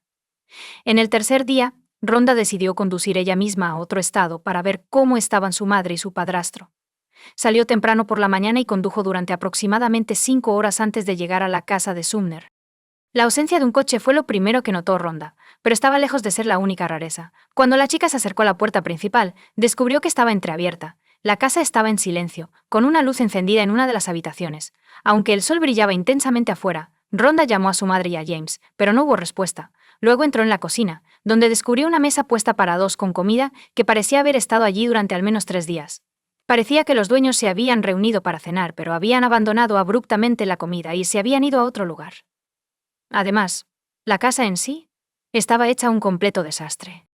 Con objetos esparcidos por todas partes y algunas puertas y armarios dejados abiertos, parecía que se había buscado algo, pero ¿qué era y quién era? En la mesita de noche de la pareja, algunos medicamentos eran esenciales para ellos. Estaban las pastillas para el cáncer de su madre, que él tomaba 3 veces al día, así como una botella de insulina, que James tomaba cada hora. Además, los teléfonos celulares de la pareja estaban completamente muertos. Rhonda se dio cuenta de que sin sus medicamentos y teléfonos celulares, su madre y su padrastro no podrían salir de la casa, y mucho menos por un período prolongado de tiempo. Así que llamó de inmediato a la policía para informar del incidente. Extraños impostores, la pareja en su coche, fueron rápidamente añadidos a la lista de los más buscados, y las tarjetas bancarias de Carol y James fueron bloqueadas el mismo día. Los primeros días de la búsqueda no produjeron resultados, y ni los Sumners ni ningún testigo en el camino pudieron ser localizados. Sin embargo, el 12 de junio, varios eventos ocurrieron simultáneamente, lo que permitió a la policía rastrear a los criminales. Primero, un hombre llamó a uno de los bancos, se identificó como el señor James Sumner, y se quejó de que su tarjeta había sido bloqueada y no podía retirar efectivo. Cuando el empleado del banco verificó la información de la tarjeta, inmediatamente sospechó que algo estaba mal. Le ofreció al señor Sumner que se pusiera en contacto personalmente con la sucursal bancaria más cercana para resolver el problema. Sin embargo, casi unos minutos después, el hombre colgó desde el mismo número. Sin embargo, en otro banco, una mujer llamada la señora Carol Sumner llamó e informó de un problema similar con la tarjeta bloqueada. Cuando se le pidió que viniera al banco en persona, se negó rotundamente, alegando que no podía hacerlo debido a problemas de salud, pero que necesitaba desesperadamente dinero en ese momento, y pidió acceso a sus ahorros. lo cual, por supuesto, fue denegado. La información sobre las llamadas, así como las grabaciones de las propias llamadas, fueron entregadas inmediatamente a la policía ese mismo día. Se le reprodujeron a Rhonda en la estación, quien confirmó que las voces no eran las de su madre ni de su padrastro. Esto era obvio desde el principio, ya que ambos cónyuges estaban en sus 60, y sus voces sonaban demasiado jóvenes. La policía asumió que los impostores eran directamente responsables de la desaparición de los convocadores. O bien secuestraron a la pareja y la mantuvieron cautiva, o la mataron. El coche de la pareja desaparecida fue descubierto abandonado en un camino desierto en una zona boscosa, unos días después de haber sido extorsionados por información sobre cuentas bancarias y tarjetas. No había signos de sangre ni de lucha en la cabaña. Los expertos descubrieron marcas de cabello y sudor en el maletero que resultaron ser de ambos cónyuges. Cuando la policía investigó las transacciones bancarias de la pareja, quedó claro que habían sido secuestrados en el maletero de su propio coche y había pocas esperanzas de encontrarlos con vida. Resultó que se había retirado dinero de su tarjeta varias veces después de que los secuestradores dejaron de contactar a su hija. Después de revisar las grabaciones de la cámara de seguridad del cajero automático, se descubrió que el dinero fue retirado por un joven que no pudo ser identificado. Además, se solicitó rastrear todas las llamadas del número que utilizaron los impostores para llamar al banco. La tarjeta SIM se compró sin contrato con Repaid Time poco antes de la desaparición de los esposos. No fue posible determinar el nombre del comprador en este caso, pero se descubrió que el 6 de junio se realizó una llamada desde este número a una empresa de alquiler de coches. Resultó que un huésped de uno de los hoteles alquiló un Mazda RX-8 a nombre de Tiffany Cole, y fue en este coche donde un joven desconocido luego condujo hasta los cajeros automáticos y retiró dinero de las tarjetas de los Sumners. Retiró $1.00 de la tarjeta de la mujer y casi $3.00 de la tarjeta de su esposo. Los investigadores descubrieron que previamente habían mencionado un Mazda RX-8 estacionado en un hotel en Charleston, gracias a las balizas instaladas en todos los coches de alquiler para rastrear su ubicación. Inmediatamente se despachó un equipo de captura y literalmente irrumpieron en la habitación donde los atacantes estaban descansando, celebrando su impunidad. Jóvenes matones, la habitación estaba literalmente llena de paquetes y recibos de diferentes tiendas, ropa, gadgets, videojuegos, cosméticos, perfumes y una gran cantidad de alcohol caro estaban entre los artículos comprados. Una chica y dos chicos estaban dentro, claramente desprevenidos para la llegada de la policía. Tiffany Cole, de 23 años, su novio Michael J. Jackson, de 24 años, y Alan Wade, de 19 años, estaban todos presentes. Las esposas se cerraron alrededor de las muñecas de los jóvenes, dejándolos con una expresión de sorpresa, confusión e incluso miedo. Los tres fueron llevados a la comisaría y separados en diferentes habitaciones para ser interrogados. Sin embargo, al principio, fingieron no entender las acusaciones o simplemente permanecieron en silencio. Una búsqueda en la habitación reveló las tarjetas bancarias de Sumner, la laptop de la pareja, algunas joyas de Carol, la costosa colección de monedas de James, las llaves de su Lincoln Town Car y recibos de la casa de empeño a nombre de Tiffany Cole. Después de varias horas de interrogatorio, la anciana, Sumner y Tiffany pudieron empeñar algunas de las joyas robadas y gastar el dinero con amigos. Tiffany fue la primera en hablar después de que se presentaron las pruebas irrefutables descubiertas en la habitación del hotel. La chica sollozaba y afirmaba que ella y sus amigos robaron a la pareja de ancianos, pero no hicieron nada más antes de huir y gastar el dinero de otras personas. También admitió que tenían a otro hombre con ellos, Bruce Kent Nixon, de 19 años, a quien le pagaron $300.00 por su ayuda y nunca volvieron a ver. Resulta que Bruce aceptó ir al crimen porque le prometieron una cantidad específica. Después de eso, gastó todo su dinero en sustancias ilegales. El tipo era fácil de encontrar, porque vivía en Charleston y no tenía intención de huir o esconderse. Fue arrestado justo en la casa de sus padres por un comentario imprudente y un plan astuto. Bruce se dio cuenta de las consecuencias de su crimen y aceptó cooperar con la policía para evitar la pena de muerte. Lo que dijo el joven criminal causó horror y escalofríos. Todo comenzó en mayo de 2005. Tiffany fue a ver a los Sumner para hacer el siguiente pago del coche que compró hace 6 meses. La chica siempre se acercaba a ellos personalmente. porque son acogedores. Carol y James la invitaron a quedarse una noche o unos días, le dieron comida deliciosa, e incluso le regalaron cosas. Si venía con amigos, siempre había suficiente espacio en la casa y en la mesa. Tiffany llegó esta vez con su nuevo novio, y los dos fueron amablemente invitados a cenar. Y como era tarde, la pareja pasó la noche en casa de Sumner. Durante la comida, los sureños discutieron cómo se establecieron en su nuevo entorno. Y Carol mencionó inadvertidamente que les quedaban casi $100 con 0 centavos después de vender la casa de Charleston, lo que les permitía vivir para ellos mismos en su vejez, sin privarse de nada, ni preocuparse por nada. Las palabras de Carol efectivamente sentenciaron a muerte a ella y a su esposo. Tiffany y Michael se miraron. Y durante la noche, mientras estaban en la casa de la pareja, comenzaron a planear cómo obtendrían esta impresionante suma de dinero. Se despidieron y regresaron a Carolina del Sur, donde, en unas pocas semanas, descubrieron cómplices que distribuyeron roles y responsabilidades y comenzaron a llevar a cabo el plan detrás de las confesiones criminales. Tiffany alquiló un coche discreto el 6 de junio mientras Bruce y Alan robaban 4 palas de algún lugar.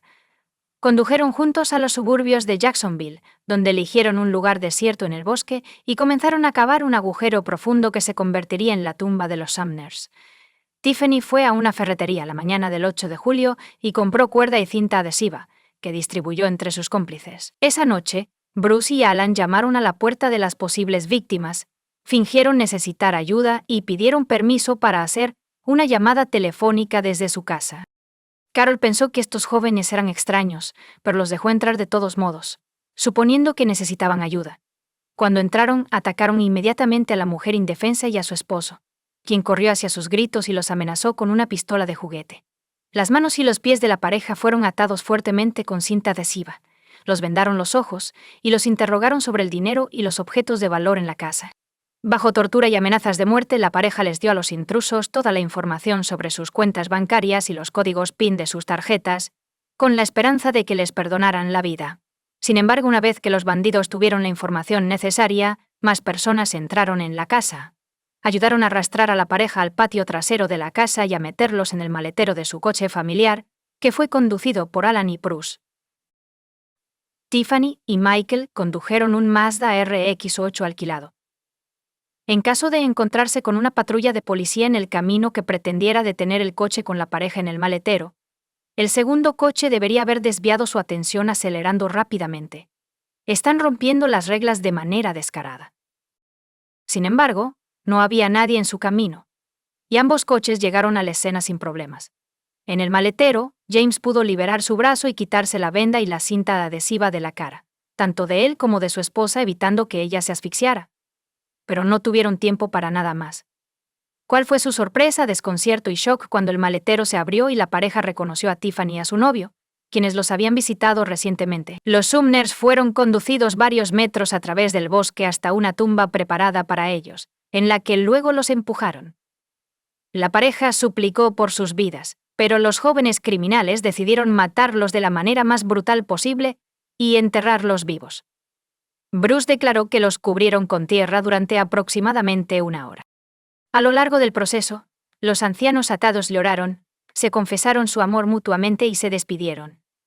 Los esposos murieron por asfixia, como reveló un examen posterior, y se encontraron trozos de tierra en sus bocas, vías respiratorias e incluso estómagos.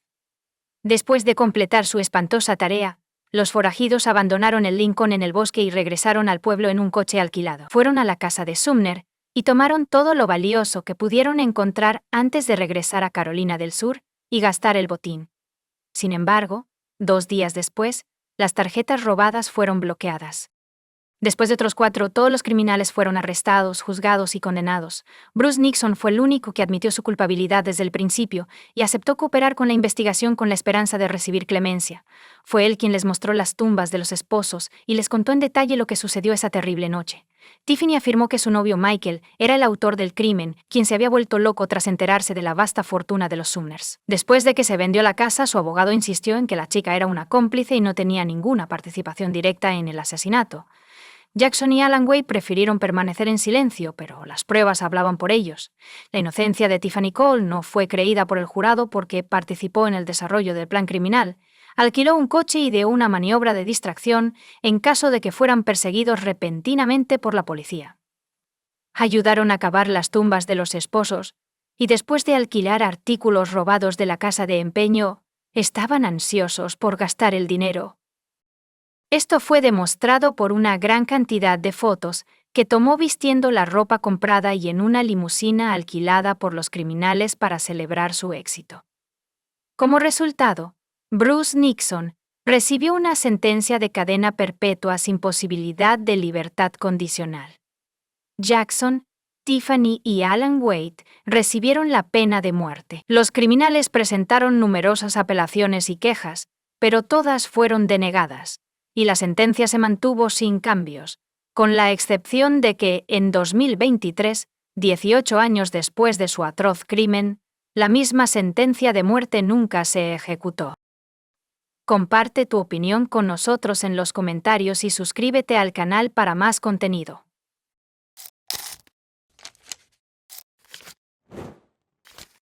Toni Jill Bertolet Hawthorne, hija de Bob y Yvonne Bertolet, nació el 10 de enero de 1962 en Jackson, Mississippi. Después de graduarse de Trinity High School en 1980, obtuvo honores y el estatus de magna cum laude en la Facultad de Medicina de la Universidad de Mississippi en 1988. El recorrido profesional de Toni la llevó a trabajar como oftalmóloga quirúrgica y cosmética en Associates y Eye Care, en Denver, donde su excelencia le valió el reconocimiento como una de las mejores oftalmólogas de América por parte del Consumer Research Council en 2006.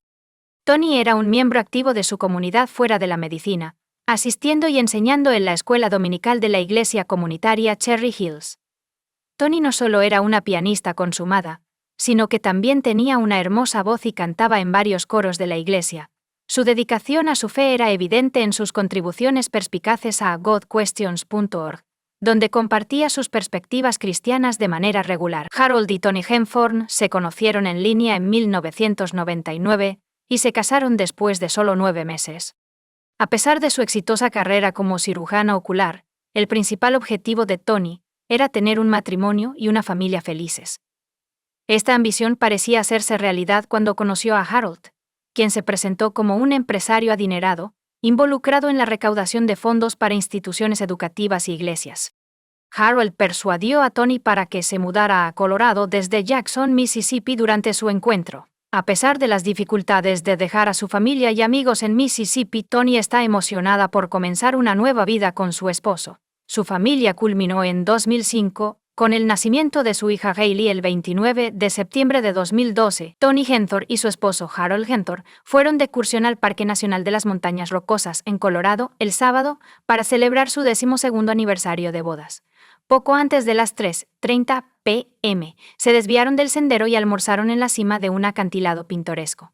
A las 4:45 p.m. habían descubierto un acantilado debajo de su lugar de almuerzo, después de desviarse del sendero designado. Toni cayó trágicamente 130 pies desde el mismo acantilado empinado en menos de media hora a las 4:54 p.m. Harold llamó al 911 casi 45 minutos después para reportar el incidente. Les dijo a las autoridades que le tomó 15 minutos llegar a Toni y otros 30 minutos evaluarla y reubicarla. Durante la llamada al 911, Harold mencionó su ubicación cerca de la cima de la montaña. Expresó preocupación por la respiración y la lesión en la cabeza de Toni durante el fin de semana, y pidió un helicóptero. Más tarde le dijo a otro operador que había iniciado un fuego en un recinto de rocas y notó una disminución en la respiración de Toni, confirmando eventualmente su cese. Harold, guiado por el operador, intentó realizar compresiones torácicas. Harold llamó al 911 nuevamente y preguntó sobre la llegada de la ayuda. El operador le informó a Harold que el Ranger lo estaba llamando, pero Harold afirmó que no había escuchado ninguna llamada. El EMT Ranger llegó alrededor de las 8 p.m. y realizó un examen, que desafortunadamente reveló la muerte de Toni.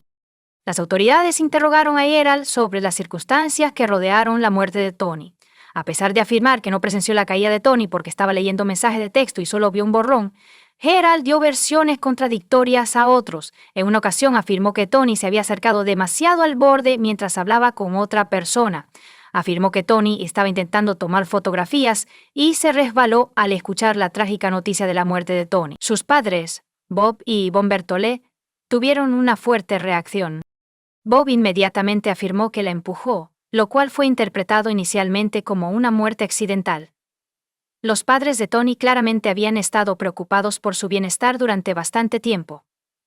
Tony era una mujer exitosa y segura de sí misma cuando conoció a Harold. Sin embargo, su confianza disminuyó después de mudarse a Colorado con Harold, quien gradualmente tomó el control de su vida. Harold escuchará las llamadas telefónicas de sus padres y las pondrá en altavoz. Los padres de Tony se preocuparon, sospechando que Harold podría no ser tan próspero.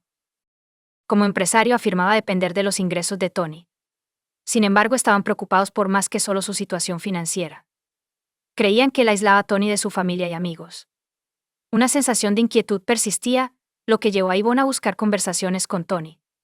Sin embargo, cada intento de hablar sobre el trabajo de Harold, la situación financiera de la pareja o su control omnipresente sobre la vida de Tony elicitaron la misma respuesta de Tony. Plantear estos problemas tendría consecuencias para ella. Un incidente en particular aumentó sus preocupaciones hasta el punto de que esperaban que Tony cortara lazos con él. Durante sus visitas a la cabaña de Harold en el oeste de Denver, ocurrió un incidente alarmante. Mientras Hailey dormía, Harold le pidió a Tony que le ayudara a despejar los escombros. Durante esta tarea, algo golpeó la parte posterior del cuello de Tony con tal fuerza que tuvo que ser hospitalizada. Harold luego afirmó que un gran trozo de madera había caído del porche y la golpeó. Este incidente aumentó las preocupaciones de los padres de Tony sobre su seguridad, lo que les llevó a implorarle que no estuviera sola con él. Cuando la policía investigó la muerte de Tony, descubrieron detalles inquietantes que despertaron sospechas. Había numerosas inconsistencias en los relatos de Harold sobre la caminata en la zona y los eventos de ese fatídico día. Harold informó al guardabosques que él y Tony originalmente habían planeado hacer senderismo por el Bear Lake Trail, que era una caminata pavimentada de media milla sin ganancia de elevación. Una buena elección para Tony, quien había tenido 3 cirugías de rodilla y ya no podía esquiar. Sin embargo, Harold más tarde informó al guardabosques que eligieron el sendero de Deer Mountain para evitar las multitudes. Este sendero tenía 3 millas de largo, ascendiendo 1.200 pies desde el inicio hasta la cumbre de 10.2 pies. Harold le dijo al guardabosques que no conocía la zona y que solo había estado allí una vez. Sin embargo, después de revisar sus registros telefónicos, la policía descubrió que había visitado el lugar 8 o 9 veces en las 6 semanas previas a ese día. Además, demostró conocimiento del lugar específico, incluyendo el acantilado empinado donde cayó Tony. Tony mencionó haber visto una sábana blanca en el acantilado, pero el servicio de parques la había retirado una semana antes de que ella cayera. La policía descubrió un mapa del parque dentro de su coche, con una X rosa indicando dónde cayó Tony. La policía encontró preocupante la llamada de Harold al 911. A pesar de afirmar que tenía poca batería en el teléfono, lo que limitaba su capacidad para hablar, hizo 22 llamadas y recibió 98 mensajes de texto. Notablemente, un mensaje de texto le indicó a un amigo que lo recogiera en este park y proporcionó instrucciones detalladas sobre la ruta a seguir. La policía descubrió un patrón inquietante cuando se dieron cuenta de que Harold había contratado múltiples pólizas de seguro de vida a nombre de Tony. Notablemente, recientemente se había designado a sí mismo como el beneficiario de una anualidad de seguro de vida originalmente destinada a su hija, Hailey.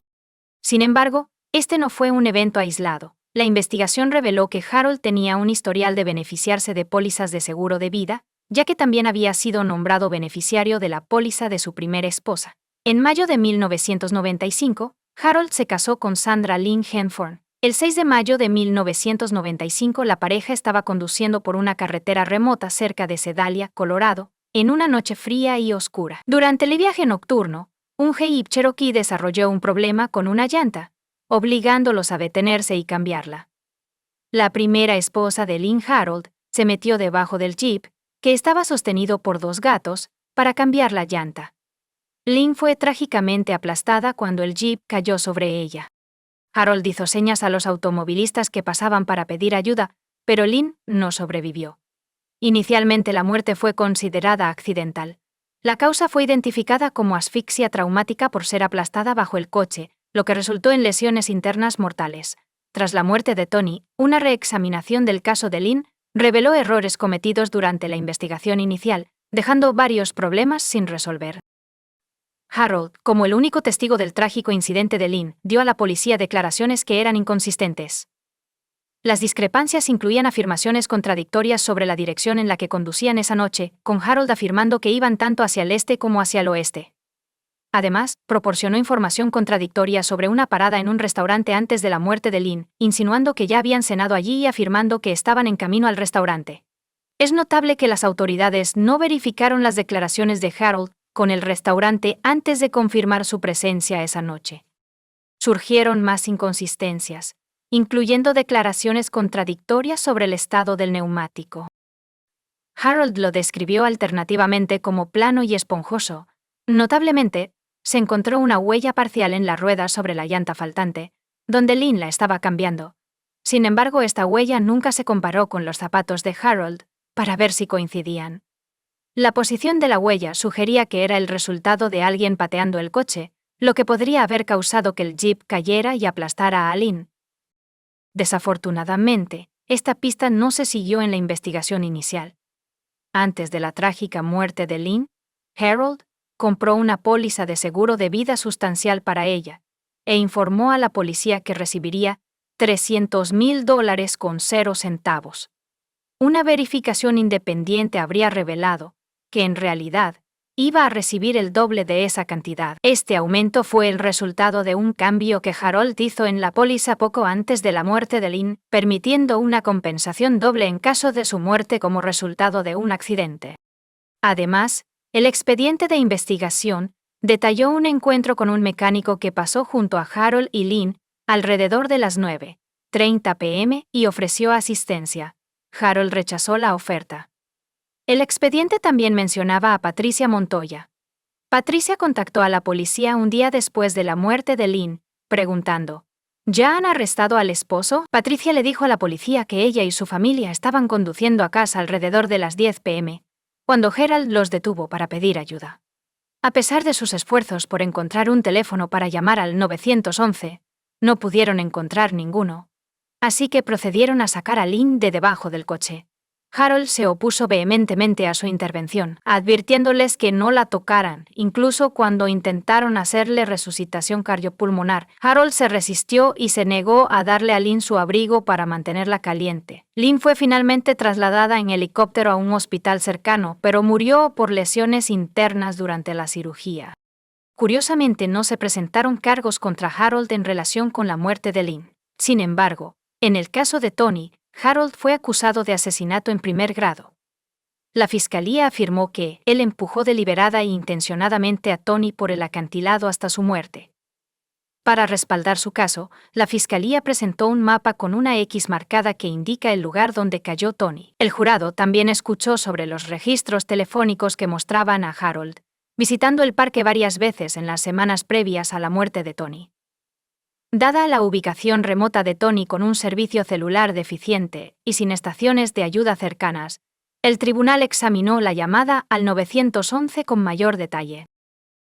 A pesar de que la llamada se realizó alrededor de las 6 p.m., la ayuda no llegó hasta las 8 p.m. La fiscalía afirmó que Harold no hizo nada significativo para ayudar a su esposa durante este periodo crítico.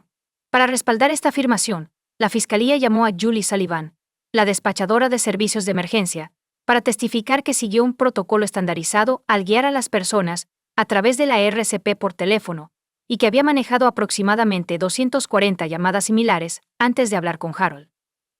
Julie explicó que su conversación con Harold fue inusual. En mi experiencia, cuando realizo RCP con alguien guiándome, incluso personas experimentadas, enfermeras u otras personas en la escena, están extremadamente sin aliento. Pensé que era extraño que no me avisara cuando terminaba una instrucción que le había dado. Como muchos de ustedes saben, en cada llamada que he atendido, la persona quiere saber qué hacer a continuación de inmediato. Está bien, completé mis 30. ¿Qué hago ahora? ¿Qué debo hacer a continuación? Eso fue muy inusual. Y no parecía que estuviera realizando RCP. La mayoría de las personas lo hacen debido al esfuerzo físico de realizar RCP, las compresiones y la respiración es extremadamente agotador. Necesito saber cuándo terminas con eso para que podamos pasar al siguiente paso. Y no me estaba avisando cuando terminaba cada instrucción que le daba, así que le pedí que me avisara. Además, teníamos una línea abierta. Puedo escuchar cómo hacen compresiones al paciente en todas las otras llamadas de RCP que he hecho en mi carrera, porque hay tanta respiración. La respiración es laboriosa. Es extremadamente agotador, y es difícil incluso salir y responder. Tienen dificultad para hablar conmigo, porque están sin aliento por el esfuerzo. La despachadora de servicios de emergencia, Julie Sullivan, testificó en el tribunal que, según su experiencia, no creía que Harold estuviera realizando RCP durante la llamada al 911. Los hallazgos del médico forense socavaron aún más las afirmaciones de Harold. No había signos de abrasiones, contusiones o fracturas de costillas anteriores relacionadas con la RCP. De hecho, no había evidencia de ningún intento de RCP. La caída de Tony había sido parcialmente amortiguada por un árbol en la base del acantilado, causando que su cuero cabelludo y tejido se desgarraran de su cráneo. Las extensas lesiones de Tony fueron detalladas por el médico forense, quien descubrió hemorragias cerebrales severas, una fractura en el cuello, trauma por fuerza contundente en el pecho, abdomen y pelvis, costillas rotas que formaron un tórax, laceraciones y sangrado en el hígado y los pulmones, y piel pálida que indicaba una pérdida significativa de sangre. La fiscalía presentó el caso al jurado, trazando paralelismos entre la muerte de Tony y las circunstancias inusuales que rodearon a la primera esposa de Harold, Lynn. El tribunal permitió que la fiscalía presentara el caso de Lynn, debido a las sorprendentes similitudes. Siguiendo el mismo principio, la fiscalía reveló el incidente que Tony describió a su madre en la cabaña de Harold. Al jurado se le mostró otro incidente perturbador que involucraba a Tony, y que ocurrió en mayo de 2011. Tony sufrió una lesión en el cuello cuando fue golpeada en la parte posterior del cuello y la parte superior de la espalda con una gran viga de madera. Similar a incidentes anteriores, esto ocurrió en un lugar remoto y aislado alrededor de las 10 p.m. Esa noche, Harold estaba limpiando la cubierta de su cabaña y le pidió a Tony que lo ayudara, lo que resultó en el desafortunado incidente con la viga. Harold dio a varias personas diferentes versiones de lo que sucedió. Inicialmente les dijo a los paramédicos que lanzó la viga, pero luego admitió a un médico que se había caído del techo. Otra versión fue compartida con un amigo, en la que Harold afirmó que dejó caer la viga sobre Tony después de resbalarse de la escalera que ella sostenía, añadiendo complejidad a la situación. Una nota de enfermera en los archivos de Tony indicaba que ella estaba debajo de la cubierta cuando cayó la viga. La fiscalía basó su caso en un claro motivo de lucro financiero a partir de las pólizas de seguro de vida. Harold tenía 3 pólizas de seguro de vida de $1.500.000 con 0 centavos sobre Tony, así como una anualidad de $205.000 con 0 centavos, lo que lo convirtió en el beneficiario de más de $4.700.000 con 0 centavos cuando Tony murió. Tony murió un mes antes, en abril de 2011. Harold se asignó a sí mismo como el beneficiario de una anualidad de seguro de vida de $205.000 con 0 centavos comprada por los padres de Tony para su nieta Hailey. La defensa tomó una decisión estratégica de no llamar a ningún testigo para presentar pruebas, creyendo que la acusación no había logrado establecer su caso. Sin embargo, esta jugada no dio resultado. Después de 10 horas y media de deliberación, el jurado condenó a Harold por asesinato y lo sentenció a cadena perpetua. Un patrón perturbador surgió cuando se reveló que Harold había cremado los cuerpos de Tony y Lynn inmediatamente después de sus muertes, esparciendo sus cenizas en el mismo lugar. Comparte tu opinión con nosotros en los comentarios y suscríbete al canal para más contenido.